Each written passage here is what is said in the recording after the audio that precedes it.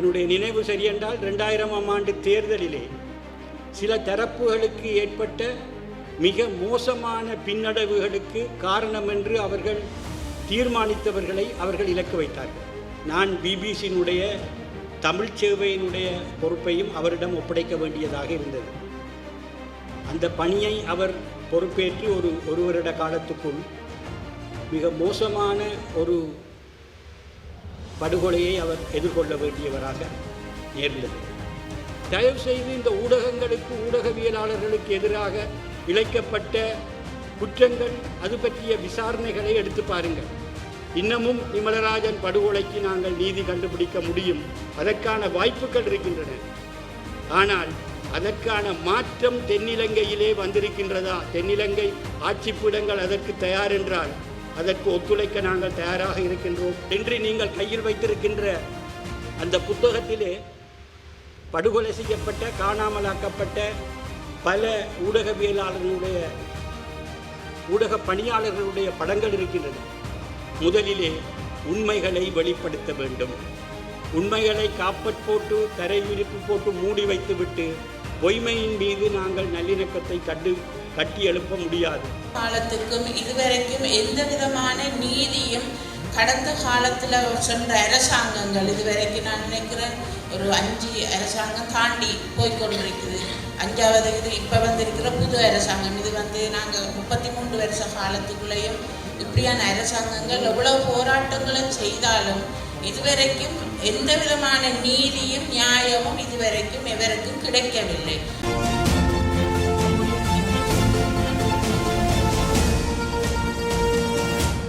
உங்களில் பலருக்கு என்னை தெரிந்திருக்காது. நான் யாழ்ப்பாணத்தை மூலஇடமாக கொண்டு இயங்கிய ஒரு பத்திரிகையாளர். இன்றைய நிகழ்விலே நாங்கள் பேசுகின்ற நிமலராஜனோடு நெருங்கி பழகியவர். நானும் நிமலராஜனும் ஒரு நிறுவனத்தில் ஒரு சமயத்திலும் பணியாற்றியவர்கள் அல்ல, வெவ்வேறு நிறுவனங்களிலே பணியாற்றியவர்கள். யாழ்ப்பாணத்திலே 2 பேரும் ஒரே மாதிரியான பிரச்சனைகளை எதிர்கொண்டோம். அவர் 90களுக்கு பின்னர் இருந்த யாழ்ப்பாணம் இன்றைய நிலை அல்ல. இப்போது போல சமூக ஊடகங்கள் ஆதிக்கம் செலுத்திய காலம் அல்ல அது.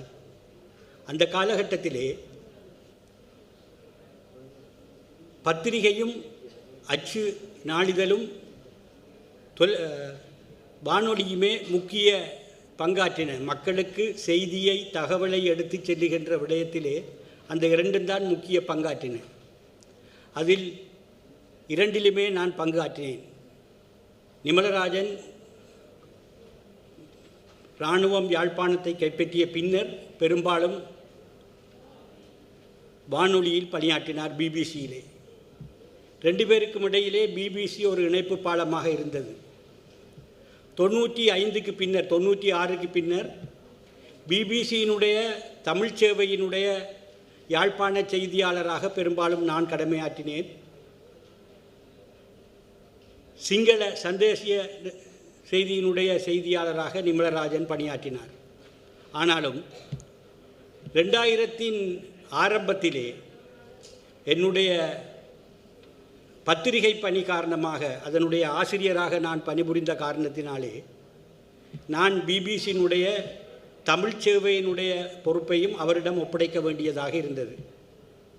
அந்த பணியை அவர் பொறுப்பேற்று ஒரு வருட காலத்துக்குள் மிக மோசமான ஒரு படுகொலையை அவர் எதிர்கொள்ள வேண்டியவராக நேர்ந்தது. இந்த விடயத்திலே சில விடயங்களை இங்கு சொல்லலாம் என்று நினைக்கிறேன். இலங்கையிலே கொல்லப்பட்ட அல்லது காணாமலாக்கப்பட்ட பத்திரிகையாளர்களை எடுத்து பார்த்தீர்களானால் ஒரு வித்தியாசம் தெரியும். லசந்த விக்ரமதுங்க தவிர்ந்த மற்றவர்கள் பெரும்பாலும் ஒரு நிறுவனத்தினுடைய பொறுப்பாளர்களாகவோ ஒரு நிறுவனத்தில் பணியாற்றியவர்களாகவோ தனித்து ஒரு நிறுவனமாக ஒரு கட்டமைப்பாக இயங்கிய இடத்திலே பணியாற்றியவர்கள் அல்ல. சிவராமாகட்டும், நிமலராஜனாகட்டும், அதுபோன்ற மற்றவர்களாகட்டும் தனி நபர்களாக தங்களுடைய பணிகளை தங்களிடத்திலிருந்து ஆற்றியவர்கள். என்னை பொறுத்தவரை நான் ஒரு பத்திரிகையினுடைய ஆசிரியராக, பொது முகாமையாளராக, அதை நடத்துகின்ற நிர்வாகியாக இருந்தேன். எனக்கு பின்னால் குறைந்தது நேரடியாக 100-150 ஊழியர்கள் இருந்தார்கள். ஒரு கட்டமைப்பு பின்னணி எனக்கு இருந்தது, பாதுகாப்பு எனக்கு இருந்தது. ஆனால் நிமலராஜன், சிவராம் போன்றவர்கள் தனி மனிதர்களாக துணிச்சலாக இயங்கினார்கள். ஏன் இதை சொல்ல வருகின்றேன் என்றால், நிமலராஜன் கொல்லப்படுவதற்கு ஒரு 8-10 நாட்களுக்கு முன்னர் உங்களுக்கு தெரியும் அந்த கால சூழ்நிலை. ஒரு என்னுடைய நினைவு சரியென்றால் 2000ஆம் ஆண்டு தேர்தலிலே சில தரப்புகளுக்கு ஏற்பட்ட மிக மோசமான பின்னடைவுகளுக்கு காரணம் என்று அவர்கள் தீர்மானித்தவர்களை அவர்கள் இலக்கு வைத்தார்கள். ஊடகத்துறையிலே, பத்திரிகை என்ற முறையிலே நானும், வானொலி என்ற முறையிலே அவரும் இலக்கு வைக்கப்பட்டோம். ஆனால் நான் ஒரு கட்டமைப்பு ரீதியான ஒரு பாதுகாப்பு வலயத்துக்குள் இருந்தேன். 100-150 ஊழியர்கள் மற்றும் பாதுகாப்பு ஊழியர்கள் என்று பலர் இருந்தார்கள். யாழ்ப்பாணம் இந்து கல்லூரி மைதானத்தில் வைத்து என்னை கொல்வதற்கான ஒரு முயற்சி எடுக்கப்பட்டது.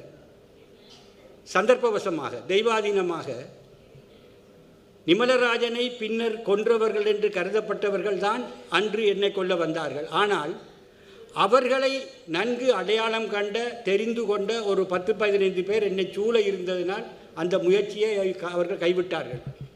அது பற்றிய விடயங்களை நான் என்னுடைய புத்தகம் ஒன்றிலே, என் எழுத்தாயுதம், மை பென் மை வெப்பன் என்ற என்னுடைய புத்தகத்திலே நான் விவரமாக எழுதியிருக்கிறேன்.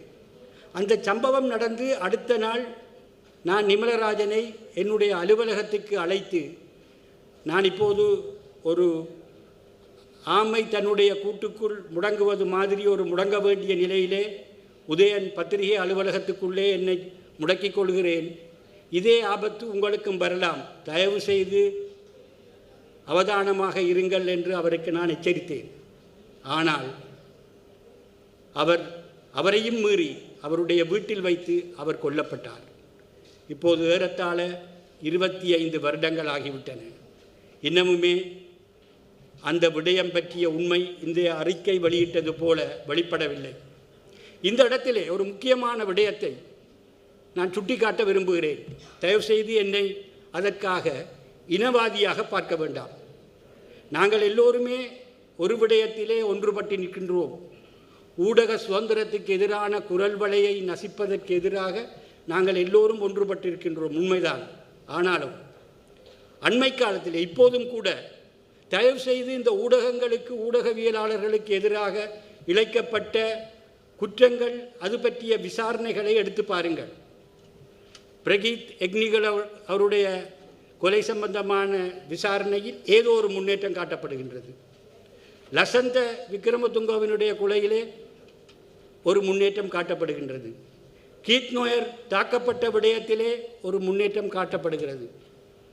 ஆனால் தமிழ் ஊடகவியலாளர்களுக்கு எதிராக இழைக்கப்பட்ட குற்றங்கள் தொடர்பில் எந்த முன்னேற்றமும் இல்லை. எனக்கு தெரிந்த வகையில் நிமலராஜன் படுகொலையை விசாரித்து கண்டறிவது மிக சுலபமான விடயம் என்று நான் நினைக்கிறேன். ஒரு பத்திரிகையாளனாக யாழ்ப்பாணத்திலே இன்னமும் அதற்கு வாய்ப்பு இருப்பதாக நான் நம்புகிறேன். ஆனால் ஒரே ஒரு விடயம், இலங்கையினுடைய சட்டங்களின்படி 20 வருடங்களுக்கு மேற்பட்ட வன்முறை சம்பவங்கள் பற்றிய வழக்குகள் முடிக்கப்படுகின்றன. அந்த வகையிலே நிமலராஜனுடைய வழக்கு முடிக்கப்பட்டு விட்டது. மீண்டும் எடுப்பார்களா? உங்களுக்கு தெரியும், விஜயகுமாரதுங்க கொல்லப்பட்டு 10 வருடங்களுக்கு பின்னர் நீதி கிட்டியது. அவருடைய மனைவியார் நாட்டினுடைய ஜனாதிபதியாக வந்ததால் கிடைத்தது. ஆனால் தமிழ் ஊடகவியலாளர்கள் விடயங்களிலே எந்த முன்னேற்றமும் இதுவரை காணப்படவில்லை. அதற்கு ஒரு காரணம் இருக்கின்றது. தயவுசெய்து அதை புரிந்து கொள்ளுங்கள். இன்று இந்த நாட்டிலே மீண்டும் இன நல்லிணக்கம் வர முடியாமல் இருப்பதற்கான காரணமாக அதை நான் கருதுகிறேன். யுத்த காலத்திலே தமிழ் ஊடகவியலாளர்களுக்கு எதிராக இழைக்கப்பட்ட நடவடிக்கைகள் பயங்கரவாதத்தை ஒடுக்குவதற்கான நடவடிக்கையாக இன்றும் கருதப்படுகின்றன. தமிழ் போராளிகள் புரிந்ததை பயங்கரவாதமாக கருதி அதற்கெதிரான போராட்டம் என்ற பெயரிலே உண்மையில் இந்த நாட்டில் அரச பயங்கரவாதம் கட்டவிழ்த்து விடப்பட்டிருந்தது. ஆனால் தமிழ் ஊடகவியலாளர்கள் உண்மையை சொன்னதற்காக கொல்லப்பட்டார்கள். அவர்கள் உண்மையை சொல்வதற்காக செய்த விடயங்கள் பயங்கரவாத செயலாக இன்றும் சித்தரிக்கப்படுகின்றன. அதனால்தான் தமிழ் ஊடகவியலாளர்களுக்கு எதிராக இழைக்கப்பட்ட குற்றங்கள், கொடூரங்கள், இழப்புக்கள் சம்பந்தமாக எந்த விசாரணையும் இதுவரை முன்னகரவில்லை. என்னுடைய பலமான நம்பிக்கை இன்னமும் நிமலராஜன் படுகொலைக்கு நாங்கள் நீதி கண்டுபிடிக்க முடியும். அதற்கான வாய்ப்புகள் இருக்கின்றன. ஆனால் அதற்கான மாற்றம் தென்னிலங்கையிலே வந்திருக்கின்றதா? தென்னிலங்கை ஆட்சிப்பீடங்கள் அதற்கு தயார் என்றால் அதற்கு ஒத்துழைக்க நாங்கள் தயாராக இருக்கின்றோம். இன்னமும் வாய்ப்பு இருப்பதாக நான் நம்புகிறேன். ஒரு சக ஊடகவியாளனாக அங்கே பணியாற்றியவன் என்ற முறையிலே அதற்கு இன்னும் வாய்ப்பு இருக்கிறது, இன்னும் சந்தர்ப்பம் இருக்கிறது. இன்னமும் அதற்கான ஒத்துழைப்பை நாங்கள் தேடித்தர தயாராக இருக்கின்றோம். நிலைமை சுமூகமாக இருக்கின்றதா என்பதுதான் என்னுடைய கேள்வி. நல்லாட்சி அரசு வந்தபோது உங்களுக்கு பலருக்கு தெரியுமோ தெரியவில்லை, இலங்கையிலே வெள்ளை வேனில் கடத்தப்பட்ட ஒரு பத்திரிகையாளன் மீண்டும் 3 மாதத்துக்கு பின்னர் வெளியே உயிரோடு வந்ததென்றால் நான் ஒருவன் தான். என்னிலிருந்து தான் இந்த விசாரணை தொடங்க வேண்டும். நல்லாட்சி அரசு வந்தபோது அப்போது அமைச்சரவை பேச்சாளராக இருந்த அமைச்சர் ராஜித சேனாரட்ன கடத்தப்பட்ட வெள்ளை வேனில் கடத்தப்பட்டு உயிரோடு மீண்டு வந்த ஒரே ஒரு பத்திரிகையாளர் வித்யாதரன் உயிரோடு இருக்கிறார். அவரிலிருந்து விசாரணைகளை தொடங்கி உண்மைகளை கண்டறிவோம் என்றார்கள். இன்று வரை என்னை தேடி ஒரு அலுவலர் கூட ஒரு விசாரணைக்காக வரவில்லை. யார் உங்களை கடத்தினார்கள், எப்படி கடத்தினார்கள், எங்கே கடத்தினார்கள், எங்கே வைத்திருந்தார்கள் என்றது பற்றி எந்த விசாரணையும் இல்லை. If there's a will there's a way. உண்மையாக இந்த விடயங்களிலே உண்மையை கண்டுபிடிக்க வேண்டும் என்ற மாற்றம் வந்திருக்குமானால் இதை நிச்சயமாக செய்ய முடியும். நிமலராஜன் விடயம் மாத்திரமல்ல, அதைப்போல பல கொடூரங்கள் இன்று நீங்கள் கையில் வைத்திருக்கின்ற அந்த புத்தகத்திலே படுகொலை செய்யப்பட்ட, காணாமலாக்கப்பட்ட பல ஊடகவியலாளர்களுடைய ஊடக பணியாளர்களுடைய படங்கள் இருக்கின்றன.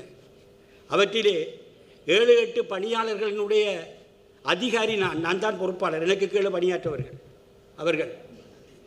நான் சொல்ல வருவது என்னவென்றால், தயவுசெய்து உங்களைப் போல காணாமலாக்கப்பட்ட உறவுகளின் வலியை நாங்கள் யாழ்ப்பாணத்திலும் கிழக்கிலும் சந்தித்து கொண்டிருக்கின்றோம். பல்லாயிரம் பேர் இருக்கிறார்கள். இது இங்கு மாத்திரமல்ல, அங்கும் இருக்கின்றது.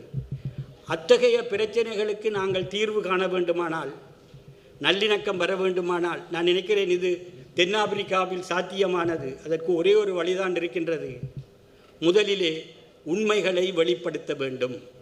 உண்மைகளை காப்பட் போட்டு தரை விரிப்பு போட்டு மூடி வைத்துவிட்டு பொய்மையின் மீது நாங்கள் நல்லிணக்கத்தை கட்டி எழுப்ப முடியாது. தண்டிப்பது, தண்டனை கொடுப்பது, பொறுப்பு கூறுவது எல்லாம் 2வது விடயம். முதலிலே நாங்கள் உண்மைகளை வெளியே கூற வேண்டும், வெளிப்படுத்த வேண்டும். அது தெற்குக்கு மாத்திரம் பொறுப்பானதல்ல, வடக்கு கிழக்குக்கும் பொறுப்பானது.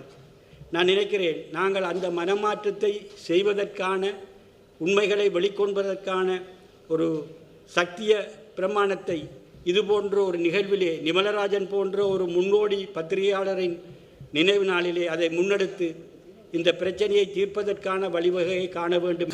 மயில் வாகனம் நிமல்ராஜ் என்ற அவர் 25வது நினைவு நாளை முன்னிட்டு இந்த அழைப்பை வந்தங்களுக்கு எஃப்ஓடி நிறுவனம் அமைப்பாளர் பிரிட்டோசர் இந்த இடத்தை வந்தங்களுக்கு தந்ததுக்கு நான் நன்றியை தெரிவித்துக் கொள்வதோடு, முதலாவதாக நாங்கள் மட்டக்களப்பு மாவட்டத்தில் இந்த கடந்த கிழமை காணாமல் ஆக்கப்பட்ட பல இடங்களில், அதாவது மட்டக்களப்பு மாவட்டத்தில் கிழக்கு பல்கலைக்கழகத்தில் சத்திரக்கொண்டான், சவுக்கடி, அப்படி போன்ற பல இடங்களில் பல தொகைகளாக காணாமல் போன சம்பவங்கள் கடந்த கிழமையில் நடந்தது. அதை முன்னிட்டு அதே மாதிரி தான் எங்களுக்கு இதுவரை காலமும் இப்போ நிமல்ராஜ் நீதி மாதிரி தான் எங்களுக்கும் இது தொடர்ந்து நடந்து கொண்டிருக்கிறது. நாங்களும் 33 வருட காலமாக இந்த காணாமல் போன குழுக்களோட காணாப்போன அம்மாமாரோட நாங்களும் போராட்டம் செய்து கொண்டு வரோம். ஆனால் இதுவரைக்கும் எந்த விதமான நீதியும் கடந்த காலத்தில் சென்ற அரசாங்கங்கள் இதுவரைக்கும் நான் நினைக்கிறேன் ஒரு 5 அரசாங்கம் தாண்டி போய்கொண்டிருக்குது. 5வது இது இப்போ வந்திருக்கிற புது அரசாங்கம். இது நாங்கள் 33 வருஷ காலத்துக்குள்ளேயும் இப்படியான அரசாங்கங்கள் எவ்வளவு போராட்டங்களை செய்தாலும் இதுவரைக்கும் எந்த விதமான நீதியும் நியாயமும் இதுவரைக்கும் எவருக்கும் கிடைக்கவில்லை. அதே போன்றுதான் நிமல்ராஜில் படுகொலைக்கும் எந்த விதமான நீதியும் கிடைக்காததை முன்னிட்டு நாங்கள் எதிர்பார்க்கிறோம் கடந்த காலங்கள் கடந்து போனதை போல இல்லாம இனிவார எதிர்காலத்தில் இந்த அரசாங்கமாவது இந்த காணாம போன அமைப்புகளுக்கும் காணாம போன குடும்பங்களுக்கும் நீதி வேண்டும். தொடர்ந்து நாங்கள் இப்படி போராடி கொண்டிருக்கிறதுல இருந்து எந்த விதமான பிரயோசனம் இல்லாத மாதிரி. என்னென்னு சொன்னால் இந்த கடந்த காலத்தில் தேடிக்கொண்டிருக்கிற பல உறவுகள் மரணம் அடைஞ்சு கொண்டு வருகிறது. ஆனால் இந்த விஷயம் காலப்போக்கில் மறைஞ்சு போயிருமோன்ற ஒரு பயம் உண்டு.